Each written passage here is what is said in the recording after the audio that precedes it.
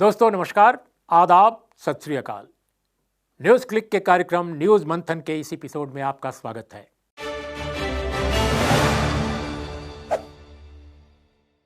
गुजरात का चुनाव दिलचस्प हो गया है।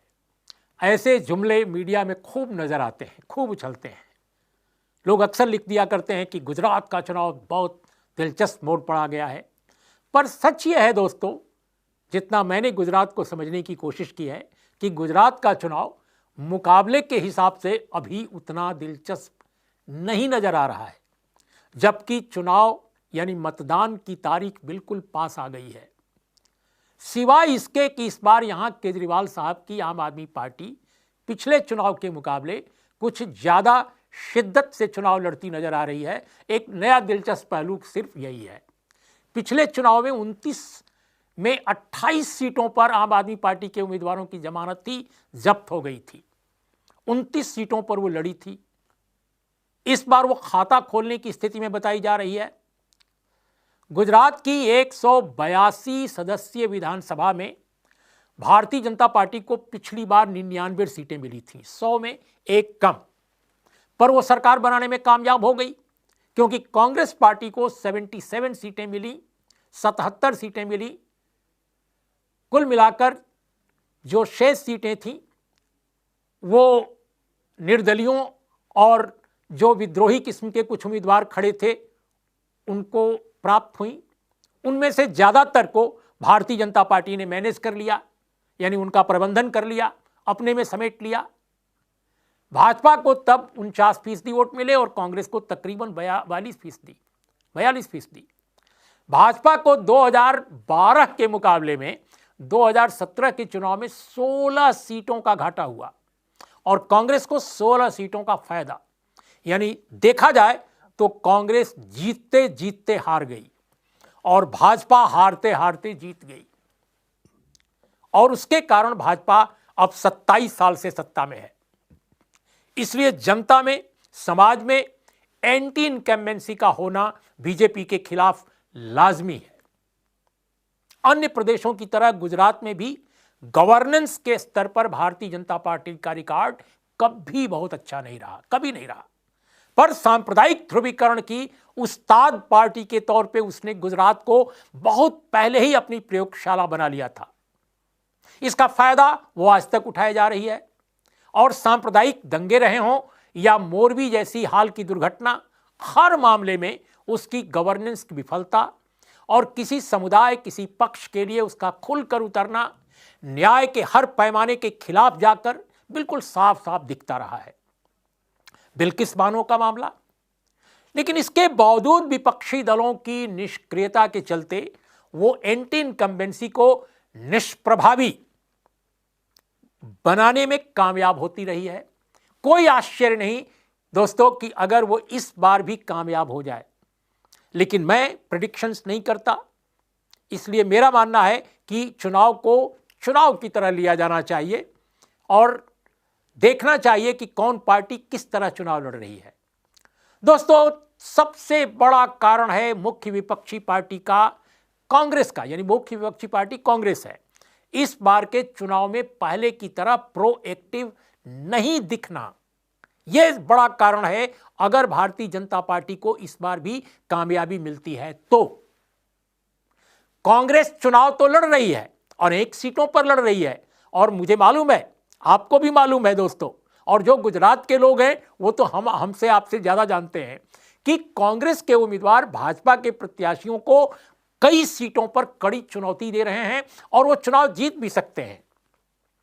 पर पूरे सूबे का चुनावी अगर परिदृश्य देखें तो कांग्रेस के अभियान में वो जोश और 27 साल से सत्ता पर काबिज भाजपा को हर कीमत पर हराने का जुनून नहीं दिख रहा है। वो जोश और वो जुनून जो पिछले चुनाव में दिखा था। और ये बात सिर्फ गुजरात के या गुजरात दौरे पर जाने वाले पत्रकार ही नहीं कह रहे हैं दोस्तों, कांग्रेस के समर्थक भी कह रहे हैं दबी जुबान से। और दोस्तों, हमने इस मुद्दे पर गुजरात के पूर्व मुख्यमंत्री, केंद्रीय मंत्री रह चुके शंकर सिंह वाघेला साहब से जब पूछा तो सुनिए उन्होंने क्या जवाब दिया।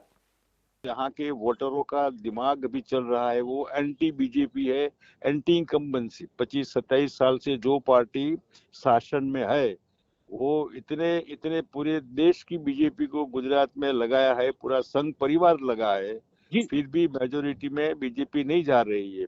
जी। जैसे भी कांग्रेस है, जो भी इन्होंने किया होगा, हर एक में अपने प्लस माइनस पॉइंट होते हैं, लेकिन आखिर इंडियन वोटर जो है वो अपनी भलाई समझता है। मैं जी समझता हूँ कि यहाँ बीजेपी से लोग उब गए हैं और इस बार वो लोग कांग्रेस को वोट करेंगे। और मैं भी अपील करता हूँ कि जैसे भी ये पार्टी है, मेहरबानी करके 27 साल वाली बीजेपी पर भरोसा मत करिए। नहीं, लेकिन सर मेरा ये कहना है कि ये तो आपकी अपील हुई और आपकी अपनी बात हुई, ये बिल्कुल जी सही है आपके हिसाब से। जी मैं ये जी जानना चाहता हूँ कि जो 2017 में एक जुनून दिखता था, जोश दिखता था कांग्रेस में, जो मेन हम्म, अपोजिशन है, व्हाई हम्म। दैट जुनून एंड जोश is not visible this time? हर समय एक स्ट्रेटेजी होती है पार्टी की अपने आप, और उस स्ट्रेटेजी का प्रधानमंत्री जी ने भी अप्रिशिएट किया कि कांग्रेस जो है अभी लो प्रोफाइल में और डिसेंट्रलाइज ढंग से प्रोपेगेंडा कर रही है। तो ये कांग्रेस की स्ट्रेटेजी हो सकती है कि ज्यादा हाईफाई न करे, क्योंकि उस कंपटीशन में तो बीजेपी को पहुंचने का सवाल ही पैदा नहीं होता। कोई भी पार्टी हो, इनके पास तो पैसे है, प्रॉपर्टी है, मतलब पूरी दुनिया है, मशीनरी है। इसलिए कांग्रेस की स्ट्रेटजी के हिसाब से जो इस समय रहा, इससे और अच्छा हो सकता था, लेकिन समय समय पर जो होता है, अब चुनाव तो आ ही जाना था, तो आ भी गया और अभी अच्छा, चला भी जाएगा। जी मेरा लास्ट क्वेश्चन आपसे कि क्या जी, आपको लगता है कि राहुल गांधी और प्रियंका गांधी अगर ज्यादा शिद्दत के साथ वहां पर कैंपेन करते तो उसका ज्यादा फायदा मिलता पार्टी को? कोई भी लीडर होता है, जहां भी प्रचार करता है, इसका फायदा होता ही है। लेकिन जो राहुल गांधी जी ने भारत जोड़ो, जो बीजेपी भारत को तोड़ने जा रही है, वो जोड़ने के लिए जो कोशिश कर रहे हैं, वो शायद इलेक्शन से ज्यादा इम्पोर्टेंट वो समझते हैं। और मैं समझता हूँ राहुल गांधी वो पॉलिटिशियन नहीं है, वो स्टेट्समैन है। और हिसाब से इन्होंने जो भी अभी किया है, अभी भी आए और भी आएंगे तो फायदा होगा, प्रियंका जी आएगी तो फायदा होगा, वो तो नेचुरल स्वाभाविक है। लेकिन दोस्तों, कांग्रेस के जो अधिकृत प्रवक्ता हैं, आला कमान के जो निकटस्थ सूत्र हैं, जो गुजरात चुनाव के रणनीतिकार भी हैं, वे टीवी चैनलों, अखबारों के जरिए बता रहे हैं कि इस बार कांग्रेस गुजरात में साइलेंटली चुनाव प्रचार कर रही है। और इसकी तरफ शंकर सिंह वाघेला ने भी इशारा किया। हमारी टीमें घर घर जा रही हैं, ऐसा वो कह रहे हैं। चलो, हमने मान लिया कि कांग्रेस की टीमें घर घर जा रही हैं, लेकिन घर घर जाने का कार्यक्रम भी साइलेंटली तो नहीं होता है ना। 27 साल से सत्ता में रहने वाली भाजपा के बड़े बड़े नेता भी घर घर जा रहे हैं, पर्चे बांट रहे हैं। कांग्रेस का कौन सा बड़ा नेता घर घर जाने की बात छोड़िए, गुजरात के 5 क्षेत्रों में दौरा कर रहा है? आप बताइए, रैलियां या सभाएं कर रहा है? हमने इस बारे में, और गुजरात में जो एंटी इनकम्बेंसी है, लेकिन जिसको विपक्ष जो है जिस शिद्दत के साथ जिसका इस्तेमाल करना चाहिए था जीतने के लिए, भारतीय जनता पार्टी को के मुकाबले में आने के लिए, वो अगर नहीं कर रहा है तो क्यों नहीं कर रहा है और क्या स्थिति है, इस बारे में हमने एक वरिष्ठ पत्रकार जो दिल्ली के हैं, शीतल पी सिंह से बात की, जो गुजरात के दौरे से अभी लौटे हैं और उन्होंने बहुत लंबी यात्राएं गुजरात में की हैं, अनेक क्षेत्रों में वो गए हैं। उनकी बात सुनिए।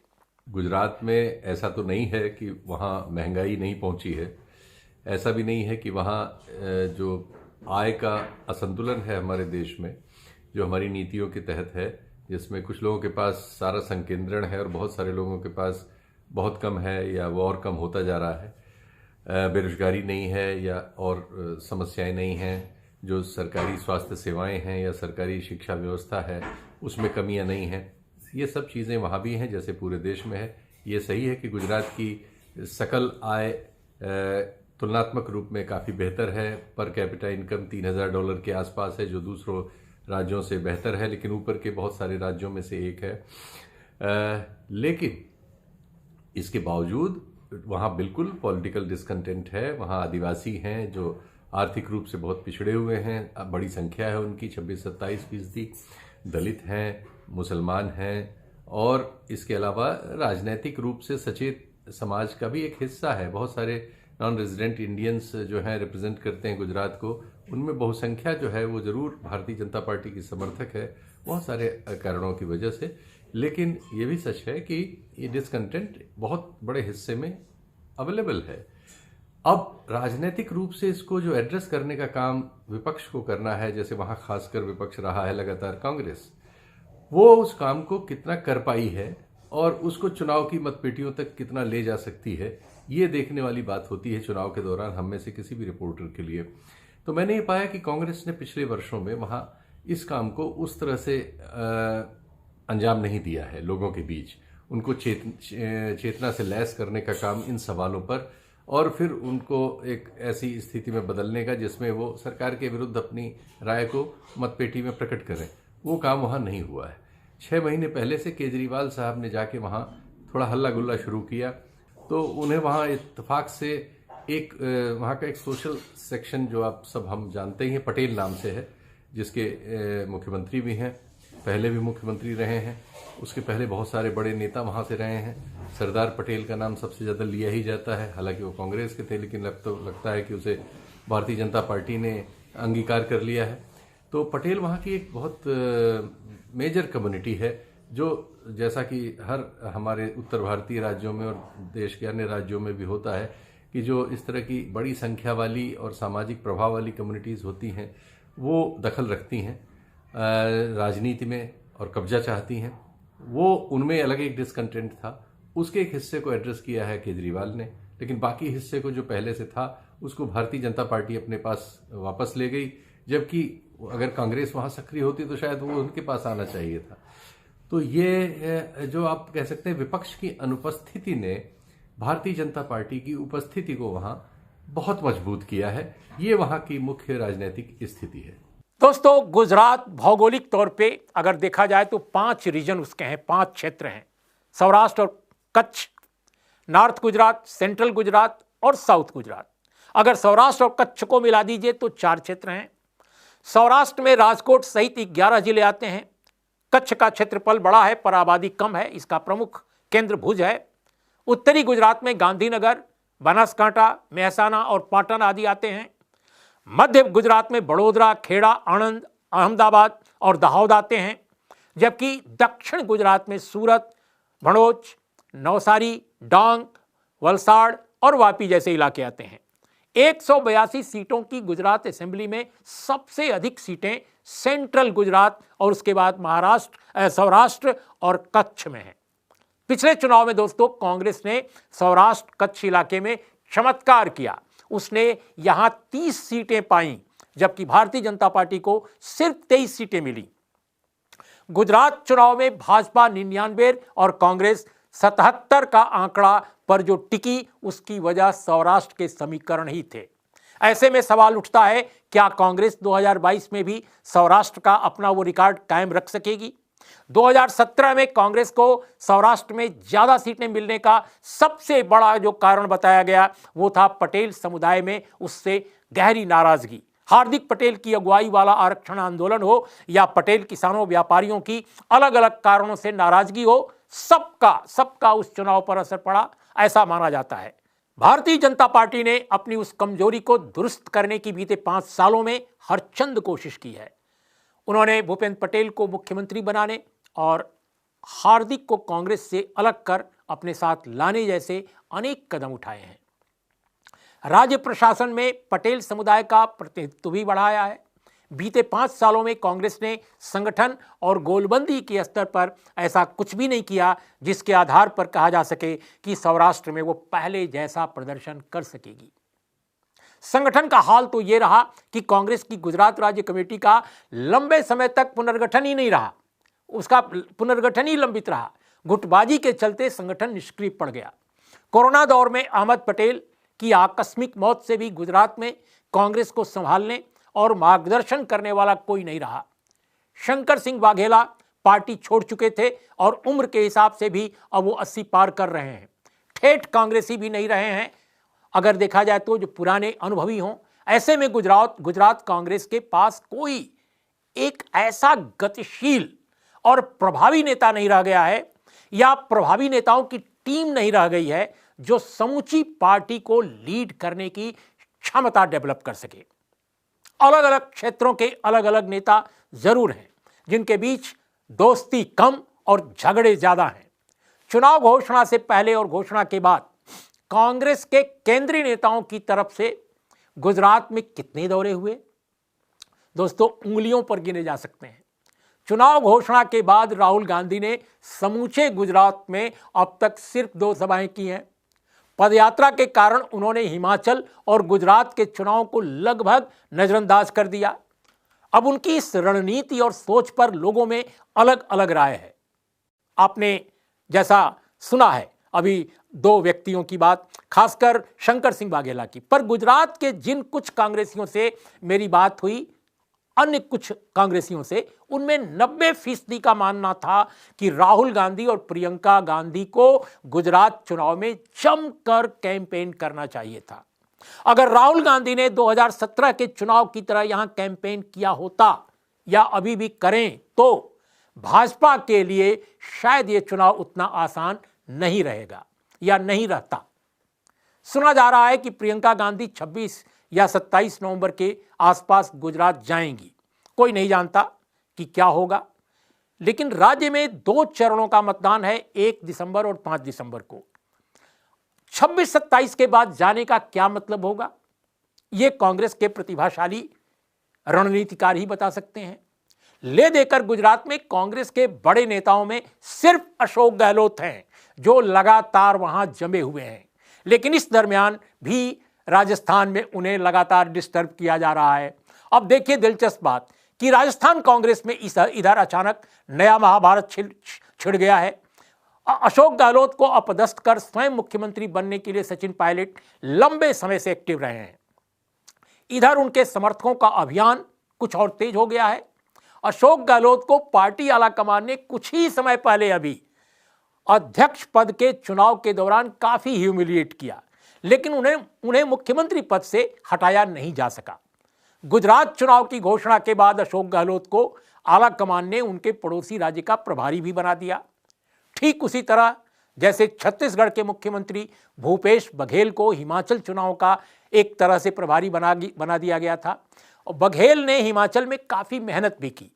अब गहलोत उसी भूमिका में गुजरात में लगे हुए हैं।